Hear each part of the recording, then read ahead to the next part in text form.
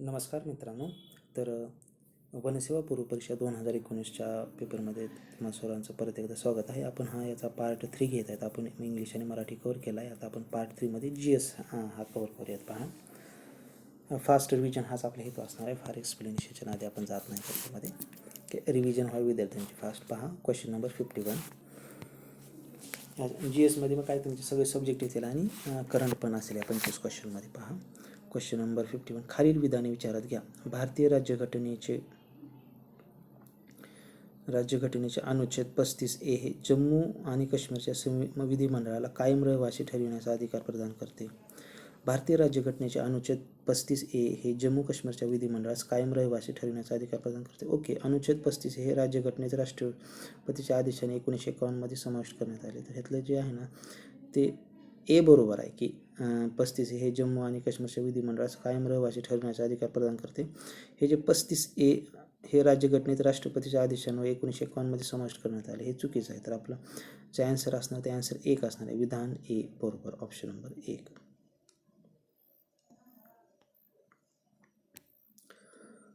Question number 52. पहा, नुकतीच संघ लोकसेवा आयोगाच्या अध्यक्षपदी कोणाची नियुक्ती करण्यात आली? म्हणजे करंटचा क्वेश्चन आहे. 52चं जे आन्सर त्यावेळेस होतं अरविंद सक्सेना होतं. अरविंद सक्सेना, भारत भूषण व्यास, सुनील अरुण, अरविंद 52चं एक आन्सर आहे अरविंद सक्सेना. 53मध्ये चला बरं. कोणती विधाने बरोबर आहेत विचारलं तर पहा, खालील विधाने विचारलं का आपत्ती व्यवस्थापन अधिनियम हा संसदेद्वारे 2005 म्हणजे मंजूर झाला. ओके. राष्ट्रीय आपत्ती व्यवस्थापन प्राधिकरणाचे अध्यक्ष म्हणून केंद्रीय गृहमध्ये कार्य करतात. ओके, बघूयात पुढे. राष्ट्रीय आपत्ती व्यवस्थापन प्राधिकरणामध्ये उपाध्यक्षासह जास्तीत जास्त 9 सदस्य असू शकतात. ओके. राष्ट्रीय आपत्ती व्यवस्थापन प्राधिकरणाच्या सदस्यांचा कार्यकाळ 5 वर्षाचा असतो. ओके. तर इथं जे आहे ना ते ACD बरोबर आहे. राष्ट्रीय आपत्ती व्यवस्थापन प्राधिकरणाचे अध्यक्ष म्हणून केंद्रीय गृहमध्ये कार्य करतात, हे चूक आहे. म्हणजे बी चूक आहे, ACD बरोबर आहे. ACD ह्याचं ॲन्सर आहे, राष्ट्रीय आपत्ती व्यवस्थापन. या फास्ट रिव्हिजनचा फायदा काय होता आपल्याला की क्वेश्चन कशावर विचारायले, ह्याचा फोकस कुठं आहे ते कळून जातो. याचं एक्सप्लेनेशन द्यायला आपण फार देऊ शकतो, हे NDMA वगैरे, पण त्याची गरज नाही. त्या काळात करंटमध्ये चर्चेत होतं त्यामुळे ते आलं. जे आता चर्चेत त्याला काही फार गरज नसते. पहा, period end of sentence. Period end of sentence बाबतच्या विधानाचा विचार करा. करंटचा क्वेश्चन आहे हा लघु माहितीपट आहे वगैरे. 51 ऑस्कर चित्रपट उत्सवात सर्वोत्कृष्ट माहितीपट म्हणून पारितोषिक सन्मानित. गुणित मोका ही भारतीय महिला दिग्दर्शिका. हे 4 आहेत. आपलं बरोबर विचारले. बरोबर काय 54चं असतं ते सांगायचं आपल्याला. विधाने बरोबर कोणते? ए आणि बी. तर ह्याचं जे आन्सर आहे ए आणि बी आहे, ऑप्शन नंबर 2, 54चं. हा लघु माहितीपट आहे. पिरियड एंड ऑफ सेंटेन्स आहे. 91 ऑस्कर चित्रपट उत्सवात सर्वोत्कृष्ट लघु माहितीपट पारितोषिक. ओके. गुणित मोंगा ही भारतीय महिला दिग्दर्शिका आहेत. हे चुकीचं आहे. फक्त ए आणि बी बरोबर आहे. तिसरं सेंटेन्स चुकीचं आहे. हे कशासाठी की आपल्याला माहिती आहे इथं कळून जातं आपल्याला की हे जे आहेत ऑस्कर बिस्कर याच्यावर हे क्वेश्चन विचारतात. आलं का? कारण हे लक्षात ठेवा, वनसेवेची एक्झाम ही क्लास 1 आणि क्लास 2साठी असते, त्यामुळे टफ लेवलचे क्वेश्चन असतात. 55वा क्वेश्चन पहा, तर जलयुक्त शिवार अभियानाबाबतीत खालीलपैकी कोणते विधान बरोबर नाही? तर हा जो क्वेश्चन आयोगाने कॅन्सल केला आहे, पण इथं हे वेगवेगळ्या योजना असतात त्याबाबत क्वेश्चनिंग केलं जातं. जलयुक्त शिवार योजना त्यावर चर्चेत होती, नवीनच होती जरा. आता 56वा क्वेश्चन पहा, संयुक्त राष्ट्रांनी 2019 वर्ष स्थानिक भाषा वर्ष म्हणून जाहीर केले आहे. त्याचे उद्देश काय आहेत? 19ला UN स्थानिक भाषा वर्ष म्हणून जाहीर केले. त्याचे उद्देश काय आहेत? जगातील स्थानिक भाषांचे रक्षण करणे असू शकतं. ऱ्हास होत असलेल्या स्थानिक भाषांबाबत जागृती निर्माण करणे. ओके. ऱ्हास होत असलेल्या स्थानिक भाषांचे पुनरुज्जीवन. ओके. जागतिक सांस्कृतिक वैविध्यात स्थानिक भाषांच्या योगदानाची माहिती देणे असेल. त्यातले 4चे 4 स्टेटमेंट बरोबर आहेत. पहा, हा करंटचा क्वेश्चन आहे. तर असे जे क्वेश्चन असं करंटचे ह्याला ऑल ऑफ द अबोवने गेल्यावर बऱ्याच वेळा आन्सर बरोबर आहेत. असं काही नाही, शक्यतो बरोबर विचारले म्हणून त्यावेळेस बरोबर विचारलं जातं करंटच्यावर क्वेश्चनला. करंट इकडून असे क्वेश्चन राहते, तिथं थोडंसं इन्क्लुझिव्ह ऑप्शनकडे गेलं बरोबर असतं. इथं तो 4 आहे, सर्व बरोबर आहेत अशा अर्थानं. मॅक्झिमम कव्हर करता येईल ते करायचं बरोबरच्या बाबतीत, पण ते पॉलिटीला वगैरे असे लॉजिक लागू होत नसतं. कसं असतं की समजा हे ज्यानं त्यावेळेस योग्य पद्धतीने वाचलं त्याला याचा ॲन्सर येईल, पण प्रत्येकाला येणार नाही. मग येत नाही त्याने थोडंसं लॉजिक द्यायचं. आता लॉजिक वगैरे काय काय असतं ते मी तुम्हाला एखाद्या व्हिडिओमध्ये सांगेलच. वेगवेगळे लॉजिक असतं की ते कसं म्हटलं की बरोबर असेल तर मॅक्झिममच्या हिशोबाने गेलं तर चालतं ते, की जास्तीत जास्त मध्ये ऑप्शनमध्ये आणू शकतो. पण हे प्रत्येक सब्जेक्टला वर्क होत नाही, सब्जेक्ट वाईज ह्याचे थोडंसं डिफरन्स असतं. पण जे की तुम्हाला येतच नसेल तर बरं का, येत असलं तर तुमच्या नॉलेजनं जाणं हा पहिली प्रायोरिटी आहे. जे येत नसेल आणि मला अटेम्प्ट करायचाच आहे, अटेम्प्ट वाढवायचा आहे, तर त्याविषयी लॉजिक्स उपयोगी येतात आणि तिथं स्कोर आपला काही ना काही पॉझिटिव्हमध्ये जाऊ शकतो. सर्वच येत नसतात पण स्कोर पॉझिटिव्ह जाऊ शकतो. 56चा आन्सर 4 आहे. 57 पहा, महाराष्ट्रात पोलीस पाटील पदासाठी अर्ज करण्यास कोणती अर्हता असणे आवश्यक आहे? तर ती जी आहे ना, 10वी पास आणि वयोमर्यादा 25 ते 45, ऑप्शन नंबर 4. 10वी पास आणि 25 ते 45 वय हे पोलीस पाटीलसाठी लागतं. त्याला काय पाहिजे गरज नाही. आता पहा, हा पण करंटचा आहे. 58 क्वेश्चन.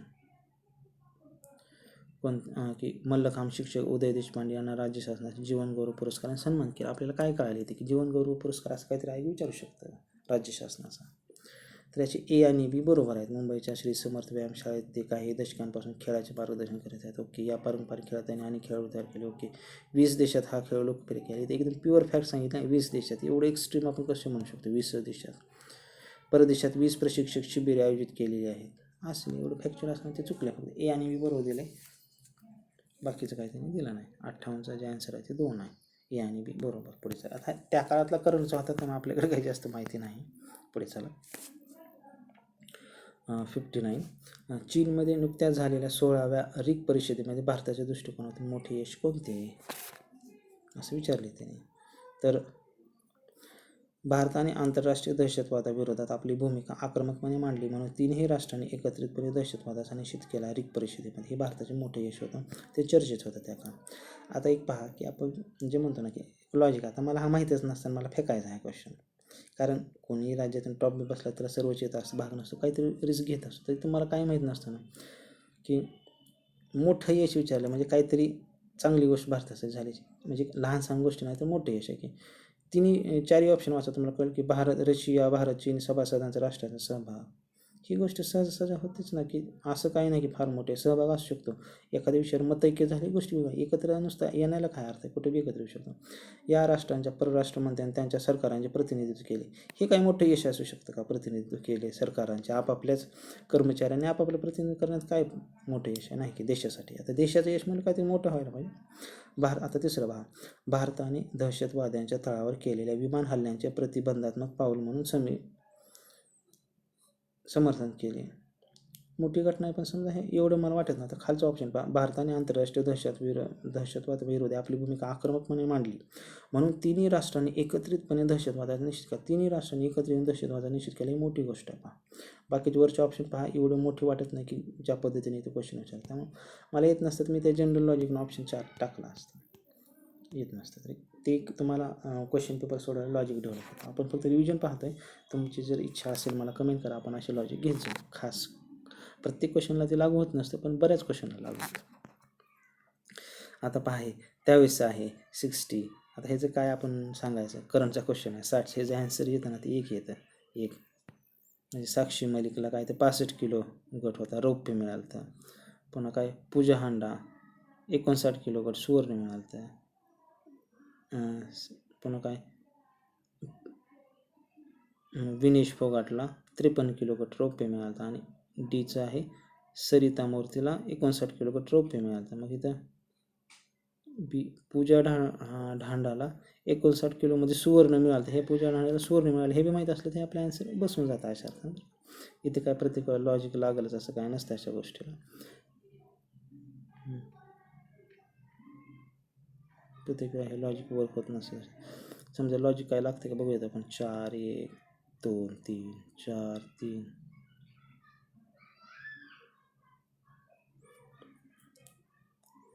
असं काही लॉजिक लागत नाही. आता हे त्या काळातलंच करंटचं आहे. ते आपण जाऊन फक्त काय होते की पूजा ढांड्याला सुवर्ण मिळालं एवढं माहीत असतं आपल्याला. किलोगट वजन बी माहीत नसते तर सुवर्ण मिळालं एवढं माहीत असतं निघालायचं. कारण त्यांनी दिलं आहे ना किलोगट दिलेत वजन गट पण पुढे पदक दिलेत. मग पूजा ढांड्याला त्यावेळेस सुवर्ण मिळालं एवढं एक माहीत असतं लागत होतं असं आहे. म्हणजे जरी अवघड जरी क्वेश्चन काढला तरी काहीतरी तुम्हाला थोडं सपोर्ट पण केलेला असतो का. आता 61मध्ये जावा तुम्ही. आता तुम्ही म्हणता हा क्वेश्चन वाचण्याचा उद्देश काय. तुम्हाला एवढं तर कळालं की बाबा अशा क्वेश्चनवर विचारतात क्वेश्चन. मग तुम्हाला काय पाठ पाहिजे, त्यांना कोणतं सुवर्ण पदक मिळाले का रौप्य हे आपल्याला पाठ पाहिजे. आता मी नक्कीच असं म्हणणार नाही की 59 किलो 53 किलो 59 किलो 65 किलो गट हे तुम्हाला पाठ असेल. कोणत्या प्लेअरला सुवर्ण मिळाले कोणाला रौप्य मिळाले हे पाठ असणं अपेक्षित आहे. 61 पहा, भारताच्या संबंधात भारताच्या संबंधात ऑर्गनायझेशन ऑफ इस्लामिक कोऑपरेशन OICच्या 46व्या अधिवेशनाबाबत खालीलपैकी कोणते विधान असत्य आहे विचारले त्याने. असत्य. चारपैकी एक असत्य असणार आहे. ऑर्गनायझेशन ऑफ इस्लामिक OICच्या संदर्भात 46व्या अधिवेशनाबाबत कोणते विधान असत्य आहे तर 57 मुस्लिम राष्ट्रे OICचे सभासद आहेत. त्या काळात ही जी OIC होते करंटमध्ये होते त्यामुळेच क्वेश्चन आलेला आहे. अधिवेशन अबुधाबी येथे 1 आणि 2 मार्च 2019 ओपन झाले. ओके. भारताला अतिथीच्या नात्याने निमंत्रित करण्यात आले होते. ओके. जगात इंडोनेशियाच्या खालोखाल दुसऱ्या क्रमांकाची मुस्लिम लोकसंख्या असल्याने भारताला निमंत्रित करण्यात आले होते.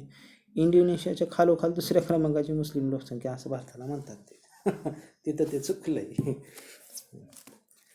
भारतात मुस्लिम जास्त आहेत. इंडोनेशियाच्या खालोखाल, आता आपला नंबर किती माहीत नाही मला त्याच्यात, पण इंडोनेशियाच्या खालोखाल दुसऱ्या क्रमांकाची मुस्लिम लोकसंख्या असल्याने भारताला निमंत्रित करण्यात आले होते की आता त्या काळात करंटमध्ये होता त्यामुळे ते असेल. आता आपल्याला काय त्याची एवढी डिटेल्स माहीत नाही, पण सांगायचे आहे की जे करंटमध्ये चर्चेत असतात ते येत असतात. पहा तुम्ही ग्रुप बीचे किंवा ग्रुप सीचे तुम्ही जे क्वेश्चन बघता त्या वनसेवाचे क्वेश्चन टफ आहेत, कारण शेवटी एक्झाम ही क्लास 2 आणि क्लास 1ची एक्झाम आहे ना, त्यामुळे त्यानुसार दर्जा असतो. पहा आता 62 पहा, 61चा आपला आन्सर ऑप्शन नंबर 4 आहे. 62 पहा. सवर्णामधील आर्थिकदृष्ट्या दुर्बल घटकांना असलेल्या 10% आरक्षणांबाबत खालील विधाने विचारलं का ते करंटचंच आहे. पहा परत एकदा आला तर 62चं जे आन्सर आहे ते आन्सर आहे 3, फक्त ए बरोबर म्हणते. सदरचे आरक्षण हे 103व्या घटनादुरुस्ती अधिनियमानुसार 2019 द्वारे दिले गेले की ते बरोबर आहे. पुढे पहा, सदरचे घटनादुरुस्ती विधेयक संसदेद्वारे 9 जानेवारी 1920 रोजी साध्या बहुमताने मंजूर केले आणि सदर घटनादुरुस्ती अधिनियमाने राज्यघटनेच्या अनुच्छेद 14 आणि 17 मध्ये बदल करण्यात आला नाही. करंटच आहे ते तर आपण पाहून घेऊयात.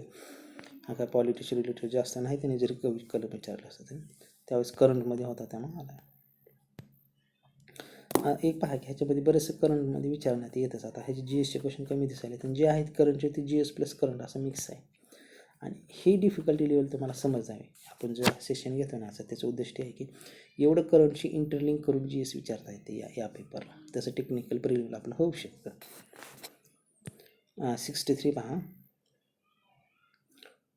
सुप्रसिद्ध इंग्रजी लेखक आणि अमिताभ घोष यांच्या बाबतीत खालीलपैकी कोणते विधान चुकीचे विचारले. आता करंटचा क्वेश्चन आपण जास्त डेप नाही, पण याचा आन्सर वरीलपैकी एकही नाही. त्या काळात अमिताभ घोष यांच्या संदर्भात विचारलेला आहे की करंटमध्ये फोकसमध्ये असतील त्या काळात चर्चेमध्ये असेल त्यामुळे विचारलेलं आहे. आपण आन्सर 4 आहे. चुकीचं कोणतं आहे? त्यांना 1854व्या ज्ञानपीठ पारितोषिकाद्वारे सन्मानित करण्यात आले. बरोबर आहे. ते ज्ञानपीठ पारितोषिकाद्वारे सन्मानित होणारे पहिले इंग्रजी लेखक आहे. पद्मश्री आणि साहित्य अकादमी पुरस्काराचे देखील प्राप्त केले आहेत. ओके असेल करंटमध्ये. पुढे चला पहा, आपण गेले 5-6 क्वेश्चन लगातार काय होते की करंटशी रिलेटेड येत आहेत. पुढे चला, पण करंटचे याचे तुम्ही GST एक पॅटर्न पहा बरं का. शक्यतो 1 लाईनर क्वेश्चन आहे, 4 स्टेटमेंट दिले तुम्हाला, म्हणजे वेळ खाऊ पेपर असणार आहे. खालीलपैकी कोणते विधान चुकीचे आहे? आलं का परत चुकीचे विचारले. 64 महाराष्ट्र शासनाने नुकतीच अटल सोलार कृषी पंप योजना लागू केली. इथं पण तेच अटल सोलार कृषी पंप करंट, अटल सोलार कृषी पंप करंटशी रिलेटेड आले की त्याचे डिटेल विचारलेत. अटल सोलार कृषी पंप योजनेनुसार 5 एकरापेक्षा जास्त जमीन असणाऱ्या शेतकऱ्यांना 5 अश्वशक्ती सोलर पंप 10,000 रुपये मिळणार आहेत. ह्याचं जे आन्सर आहे चुकीचं, ते ऑप्शन नंबर 3 आहे. पण त्याचं आपण डिस्क्रिप्शन किंवा एक्सप्लेनेशन घेण्यात मला काही वाटत नाही आहे, कारण त्यावेळेस करंटचा क्वेश्चन होता आपल्याला तिथे एक्सपेक्ट आहे. ह्याची थोडंसं लॉजिक लागते समजा ह्या क्वेश्चनमध्ये तुम्ही थोडंफार पाहिलेलं असेल तर, की 5 एकरापेक्षा जास्त जमीन असणाऱ्यांना 5 अश्वशक्ती सोलर पंप देणार आहे. शक्यतो या अशा स्कीम असतात ना, ठराविक एकरपेक्षा कमी असणाऱ्या लोकांना मिळतात, त्यापेक्षा जास्त असणाऱ्यांना मिळत नसतात. आलं का लक्षात? त्यामुळे चुकीचे विचारले. म्हणजे हे जरी लॉजिक आता हा मी पेपर दिला होता, मला पण हे येत नव्हतं, मला चांगलं आठवतं. फक्त जास्त ह्या शब्दावरच मी क्वेश्चन फिरवला होता, आलं होतं ह्याचे आन्सर. आलं का? आपण स्टेटमेंट सगळे वाचले नाहीत, कारण त्याचा अर्थ नाही ना. आता काय आपण 22मध्ये पाहतोय, 2022 चालू. 65 पहा, खालीलपैकी कोणती जोडी योग्यरित्या जुळत नाही? म्हणजे डेज फॉरेस्टला हे फिक्स पॅटर्न असायचा, डेज विचारायचीच फिक्स. आम्ही हे डेज पाठ करून गेलेलो, आलेलं आम्हाला ते पाठ करून द्यायची. हे डेज इथं नाही, फुकट एक क्वेश्चन मिळतं ना तुम्हाला. थोडंसं आता 20 दिवस आहे, थोडं रोज थोडं एक 10-5 मिनिट केलं तर होऊन जातं ते क्वेश्चन. तर फार मेहनत घ्यायची नाही, एक 10 मिनिट फक्त द्यायची दिवसाची, एकदम पाठवत नाही, 10 मिनिट द्यायचे आणि फिक्स रिपीट होतात. 7 एप्रिल, 7 मार्च, हे असे जे फिक्स विचारतात ते येतात. खालीलपैकी कोणती जोड योग्यरित्या जुळत नाही 65. तर पहा त्याचा आन्सर काय येते की 12 एप्रिल जागतिक सुरक्षित मातृदिवस हा जुळत नाही. 22 एप्रिल वसुंधरा दिवस माहीत आहे. 18 एप्रिल जागतिक वारसा दिवस. 7 एप्रिल आरोग्य दिवस. 7 एप्रिल कोणा चुकणार आहे का? असं जरी चुकीचं आन्सर आहे ते 12 एप्रिल जागतिक सुरक्षित मातृत्व दिवस हे चुकीचं आहे. पाठ करायचं 62. म्हणजे शक्यतो वरसीवर आहे विचारला जायचं ना, आम्ही ॲनालिसिस करून गेलो तर आम्हाला माहीत होतं. मग तेवढाच एक मार्क बाबा. शेवटी कसं असते एक मार्कच फाईट करून घ्यायचं असतं. 50पैकी 35-40 मार्क कोणाला पण पडणार आहेत. समजा 50 कट ऑफ लागत असेल तर 40-35-40 मार्क पडणार आहेत कोणाला पण. पण वरचे 10 मार्क किंवा 5 मार्क मिळतात शेवटचे कट ऑफचे ते तिथं कस लागतो आपल्याला, तिथं एक मार्क महत्त्वाचा असतो. आता बरेच लोक काय म्हणतात की डेज पाठ करून किती मेहनत घ्यायची. अरे किती मिनिट घ्यायचे, दिवसाचे 10 मिनिट फक्त टाईमपास म्हणून बघायचे तर आपल्या आपण 10 मिनिट, मी तर म्हणतो 15 मिनिट सुद्धा बघू नका. आता तुमच्याकडे 20 दिवस आहे, 10-10 मिनिट फक्त बघत गेलं ना एका ठिकाणी तुमच्याकडे डेज कोणत्या ना कोणत्या पुस्तकात दिलेले असतात, करंटमध्ये दिले असतात ते डेज बघून घ्यायचे. HRDच्या पुस्तकात वगैरे दिलेले असतात, बघून घ्यायची. प्रॉपर एका ठिकाणी असावी, 2-4 पेजेस असतात त्याचे किंवा 10 पेजेस. रोज बघत राहायचं, आज जानेवारीचे, उद्या फेब्रुवारीचे, उद्या असं एक महिन्याचे करायचे, पाठ होऊन जात. आणि लई झाले 50 डेज पाठ केले त्याच्या बाहेर ऐकू जात नाही. खालीलपैकी कोणते विधान चुकीचे आहे? 66 पहा. The joint polar satellite mission आला का परत एकदा? जॉईंट पोलार सॅटेलाइट मिशन परत करंटच आहे. उपग्रहाचे प्रक्षेपण नासाद्वारे केले गेले. ओके. JPSS हा नासा आणि इस्रो यांच्या संयुक्त उपक्रम आहे. JPSS-1 हा हवामान अंदाज व्यक्त करणारा उपग्रह. नासा आणि इस्रो यांच्यामध्ये संयुक्त उपक्रम हे चुकीचं आहे. करंटचा त्यामुळे आपण एक्सप्लेनेशन देत बसत नाही, तुम्हाला काय लॉजिक पण लागत नाही तुम्हाला सांगायला. The joint polar satellite system उपग्रहाचे प्रक्षेपण नासाद्वारे केले गेले झाले, म्हणजे हा नासाचाच आहे आपला हा संयुक्त उपक्रम नव्हता, त्यामुळं नासा आणि इस्रो संयुक्त उपक्रम म्हटलं त्यांनी ते चुकलं. शक्यतो ज्यावेळेस नासा प्रक्षेपण करताना ते आपलं जास्त त्यांचं असं संयुक्त उपक्रम वगैरे असं म्हणायचं नसतं, ते शक्यतो नासा स्वतः करत असते, कारण ते फार मोठं संघटना ऑर्गनायझेशन आहे. पुढे चला, पण ते लॉजिक इथं तसं वर्क होतं असं नाही. समजा क्वेश्चन होईल पण तेवढं नाही ते. पण मी जर असतो मला येत नसतं तर मी असं मारून आलो असतो बरं का, 2च मारला असते. संयुक्त उपक्रम आहे नासानं सोडला असं नाही. नासा स्वतः सोडेल, नाही तर भारतापेक्षा एखादे दुसरे देश ज्यांच्याकडे जास्त सिस्टम किंवा नासा एवढी मोठी यंत्रणा आहे दुसऱ्या देशांकडे, ते भारताकडे येते, नासा येत नाही.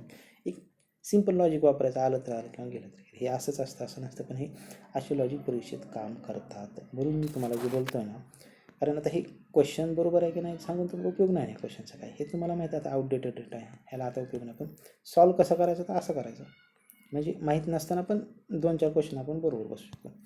नमस्ते शालोम हे नियतकालिक डॅश डॅश या 2 देशांच्या संबंधांना वाहिलेले आहे. नमस्ते शालोम, आता नमस्ते विचारलं म्हणजे भारत तर असेलच. 4 ऑप्शनमध्ये भारत आहे. आता शालोम काय माहीत नाही. तर magazine Namaste Shalom is devoted to India, Israel, India UK, India United Arab Emirates, India Saudi Arabia. त्यावेळेस चर्चेत होता, आता आपल्याला काय माहीत नाही. इंडिया इस्रायल याचा आन्सर आहे. समजा शालोम संदर्भात तुम्हाला हा शब्द प्रॉपर माहीत असा कुठं वापरला जातो किंवा काय, तर तुम्ही इस्रायल मारू शकता, पण मला काय माहीत नव्हतं. नमस्ते शालोम भारत इस्रायल ते त्या करंट रिलेटेड असतं. पहा तुम्ही प्रत्येक क्वेश्चनला करंट बेस आहे. ब्राह्मोस क्षेपणास्त्राबाबत खालीलपैकी कोणते विधान चुकीचे आहे विचारले बघा. कोणते विधान चुकीचे आहे? ब्राह्मोस भारत आणि इस्रायल यांच्यामध्ये संयुक्त उपक्रम आहे. ब्राह्मोस हे भारत आणि रशियामधला संयुक्त उपक्रम आहे, त्यामुळे चुकलं असेल, आलं का? त्यामुळे ऑप्शन नंबर 3 चुकीचा आहे. पहा ते एक मध्यम पल्ल्याचे रॅमजेट सुपरसॉनिक क्रूझ क्षेपणास्त्र आहे. पाणबुडी, जहाज, विमान जमिनीवरून टाकता येऊ शकते. जगातील सर्वात वेगवान क्रूझ क्षेपणास्त्र फक्त भारत आणि इस्रायल यांच्यामध्ये संयुक्त उपक्रम आहे, ते चुकलं. इस्रायल होती तर रशिया पाहिजे होतं, आलं का? ब्राह्मोस तर नावातच दिलं ना, ब्रह्मपूर आणि ब्राह्मोस नावातच असतं, जे काय ते बघायचं असतं.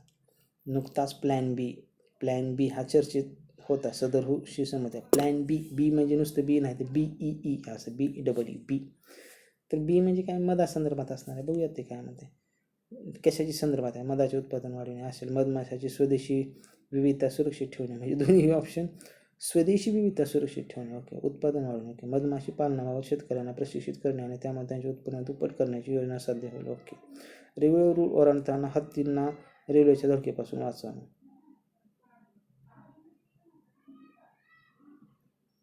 असं म्हणते. आणि याचं मी असं चुकलो होतं, याचं मदांच्या संदर्भात लिहून आणि याचा आन्सर होता रेल्वेवर ओलांडताना हत्तींना रेल्वेच्या धडकेपासून वाचवणे. To prevent elephant from being hit by trains while crossing the track. Plan B असं होतं ते आन्सर. आता प्लॅन बी त्यावेळेस चर्चेत होता, त्यामुळे ठीक आहे. ऑप्शन 4 आहे. आपण आता त्याचं जास्त डिस्कशन करत नाहीत. पहा आणखीन करंट एकदा आला. न्यायमूर्ती रंजन गोगोई यांच्या बाबतीत खालीलपैकी कोणते विधान अयोग्य आहे? अयोग्य विचारलं आहे, आलं का लक्षात? तर जे अयोग्य आहे ते काय आहे की त्यांनी भारताचे 46वे सरन्यायाधीश म्हणून शपथ घेतली. बरोबर. भारताचे सरन्यायाधीश झालेले उत्तर पूर्वेकडील पहिली व्यक्ती आहेत रंजन गोगोई. बरोबर. त्यांनी सर्वप्रथम 2005ला पंजाब हरियाणा उच्च न्यायालय कायम न्यायाधीश म्हणून नियुक्त करण्यात आले. हे चुकीचं आहे म्हणे ऑप्शननुसार पाहता आपण. आणि त्यांच्या पित्याने केशवचंद्र गोगोई यांनी 1982 साली मणिपूर राज्याचे मुख्यमंत्री म्हणून कार्य केले होते. हे चुकीचं आहे. आता हे एवढं करंट डिटेल आपल्याला सध्या नाही त्याची येणार. आपण फक्त स्टेप तुम्ही एकच सांगायचा उद्देश आहे जी एसमध्ये तुम्हाला काय दिसलं. प्रत्येक क्वेश्चन आहे मॅक्झिमम करंट रिलेव्हन्स आहे त्याला. आणि करंट रिलेव्हन्स पण अशा आहेत ना की 4 स्टेटमेंट आहेत, 1 लाईनर कुठेच नाही. म्हणजे क्वेश्चनची डेप्थ समजून घ्या तुम्ही. क्वेश्चन टफ लेवल करतात आणि ते एक्सपेक्टेड आहे. क्वेश्चन एक्झाम तशी आहे. निवडणूक आयोगाच्या अधिसूचनेनुसार 2019च्या सार्वत्रिक लोकसभा निवडणुकीत कोणत्या पक्षाची नोंद राष्ट्रीय पक्ष म्हणून घेतली गेली नाही? तर कोणत्या पक्षाची नोंद राष्ट्रीय पक्ष म्हणून घेतली गेली नाही? तर त्याचा आन्सर होता समाजवादी पार्टी. याची निवडणूक आयोगाच्या 2019च्या अधिसूचनेनुसार सार्वत्रिक लोकसभा निवडणुकीत समाजवादी पक्षाचे राष्ट्रीय पक्ष म्हणून नोंद घेतली नाही. ओके. करंटचाच होता त्यावेळेस होता आलेला. नोव्हेंबर 2018मध्ये हँड इन हँड हा संयुक्त लष्करी सराव कोणत्या देशांच्या लष्करामध्ये आयोजित केला होता? तर हँड इन हँड हे भारत चीन असतं. हे आता पाठ झाला असतं तुम्हाला का सतत येते. 73वा पहा कोणतं बरोबर आहे. तर फेब्रुवारी 2019मध्ये नवी दिल्ली येथे आयोजित करण्यात आलेल्या आंतरराष्ट्रीय निशाणेबाजी क्रीडा संघटनेच्या वर्ल्ड कप स्पर्धेत महिलांच्या 10 मीटर एअर रायफल प्रकारात अंजली भागवतने भारतासाठी सुवर्णपदक जिंकले. आणि पुढचं आहे फेब्रुवारी 19मध्ये नवी दिल्ली येथे आयोजित करण्यात आलेल्या आंतरराष्ट्रीय निशाणेबाजी क्रीडा संघटनेच्या वर्ल्ड कप स्पर्धेत पुरुषांच्या 10 मीटर एअर पिस्तूल प्रकारात सौरभ चौधरीने भारताचे सुवर्ण जिंकले. तर ऑप्शन 2 बरोबर आहे. म्हणजे या क्रीडा स्पर्धा आहेत की आंतरराष्ट्रीय निशाणेबाजी क्रीडा संघटनावर अशा स्पर्धांवर हे क्वेश्चन विचारतात. ऑप्शन नंबर बरोबर आहे. आपल्याला आता पाठच नव्हता, शक्य नाही ते, आपण पुढे चला. फक्त क्वेश्चन काय विचारले ते आपण बघतो. आता 2 क्वेश्चन राहिले फक्त. निर्माते स्वर्गीय राजकुमार बडजात्या यांनी खालीलपैकी कोणत्या चित्रपटाची निर्मिती केली नव्हती? म्हणजे बघा क्वेश्चन कसा आला आहे. तर यांनी जी चित्रपटाची निर्मिती केली नव्हती हम दिल दे चुके ह्याची केली नव्हती. हम आपके है कौन, हम साथ साथ है, मैंने प्यार किया ह्याची यांनी केली होती. म्हणजे त्यावेळेस करंट आपण म्हणतो ना की निधन झालेले व्यक्ती होते त्या संदर्भात हा विचारलेला होता. पण क्वेश्चनची डेप्थ बघा तुम्ही. दुसऱ्या समजा ही कंबाईन ग्रुप सी असेल, कंबाईन ग्रुप बी, इथे एवढी डेप्थ नसते, इथे भयानक डेप्थ असते क्वेश्चनची. आता पहा लास्ट क्वेश्चन घेऊयात आपण आज असा. 22 फेब्रुवारी 2019च्या भारत दक्षिण कोरिया करारामध्ये खालीलपैकी कोणत्या क्षेत्राचा समावेश करण्यात आला नाही म्हणता येते? भारतात कोरिया स्टार्टअप केंद्राची उभारणी, माहीत नाही. कायदा अंमलबजावणी संस्थांमध्ये सहकार्य, आंतर सीमा संघर्ष व आंतरराष्ट्रीय गुन्हे, संरक्षण. तर असेल तरी संरक्षण आणि किंवा 3 किंवा 4मध्येच असेल. भारत आणि दक्षिण कोरिया ह्याच्यामध्ये जर करार झाला तर कोणत्या संदर्भात होऊ शकतं? पहा ना तुम्ही. स्टार्टअप केंद्राची उभारणी संदर्भात होऊ शकतं. कायदा अंमलबजावणी संस्थांमध्ये सहकार्य, जे इंटरनॅशनल लेवलच्या कायदा अंमलबजावणी संस्थेत सहकार्य असू शकतं.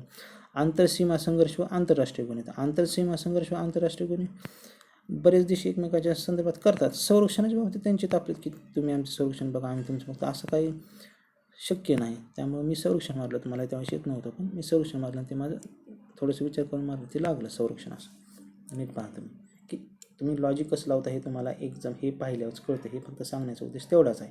कारण आता करंट रिलेव्हन्स त्याचा नाही. आपण त्यावेळेस कसा विचार करायचा की बा दक्षिण कोरियाकडे आपण संरक्षणाच्या संदर्भात बघतो का काही अँगल? नाहीच ना. त्यामुळे मी संरक्षण मारलं होतं आणि त्याने नाही विचारलं होतं आपल्याला की समावेश करण्यात आला नाही. असं 75 पहा की GSमध्ये क्वेश्चन पेपर घेण्याचा उद्देश हाच होता की क्वेश्चनची डेप्थ तुम्हाला कळाली, कशा पद्धतीचे क्वेश्चन आहेत हे कळालं, करंट रिलेव्हन्स कसा असतो कळालं, करंटचे क्वेश्चन किती डेप्थमध्ये असतात हे पण कळालं. हाच आपला आजचा हेतू होता. याच्यात GSमध्ये मला तर काही फार एक्सप्लेन करण्यासाठी वाटलं नाही. थोडेफार लॉजिक किंवा जे जनरल आपलं लॉजिक एलिमिनेशन करता येईल ते सांगितलं मी तुम्हाला. तर पहा, हे आपले सेशन्स कसे चालू आहेत हे तुम्ही आम्हाला नक्कीच कळवा. आपला 2019 इंग्लिश, मराठी आणि GSC सेशन कंप्लीट झालेलं आहे. तुमचे आम्हाला रिप्लाय नक्कीच येऊ द्या, कारण ते आमच्यासाठी बूस्टर असताना आपण जवळपास 5-6 इयरचे क्वेश्चन पेपर हे लगेच 1-2 दिवसात अपलोड करून टाकतो. तुम्हाला त्याचा फायदा होईल. शॉर्ट आपलं टार्गेट काय की PYQची क्विक रिव्हिजन आहे, एवढंच आपलं टार्गेट आहे. याच्यामध्ये आपण ॲनालिसिस वगैरे नंतर घेऊयात, पण सध्या दिवस तेवढे नाहीत, आपण फास्ट घेऊया. चालते, आजच्या पुरते एवढेच. थँक्स.